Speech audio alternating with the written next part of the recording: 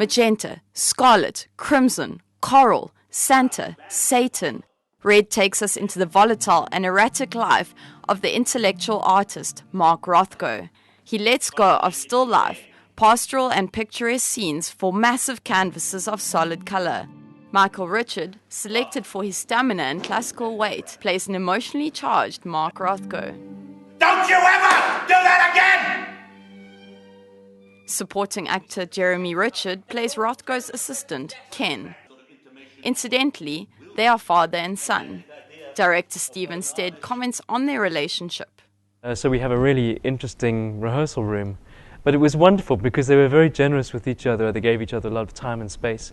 And I think they brought out the best in one another rather than the opposite. Stead discusses his artistic process. The moment that I read it, it leapt off the page at me. That doesn't happen very often, where you read a play and you just think, I have to do this piece. And it's not because I'm particularly passionate about painting or Rothko, but it moved me as a play about art and creativity and the creative impulse. The various crosses that artists carry or make for themselves in the process of making art and selling it. Rothko dwells on his dilemma. He said, selling your art is like sending a blind child into a room full of razor blades. It's going to get hurt. As a director of a creative piece, Stephen speaks of how he can relate. I certainly identify with his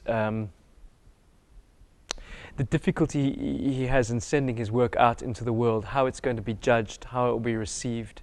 Yeah, as a creative artist, I absolutely have issues with that, because you feel very vulnerable. Red is a Tony Award-winning play written by John Logan, who wrote the screenplays for Gladiator and The Aviator. An ecstatic audience proved that the play was a success.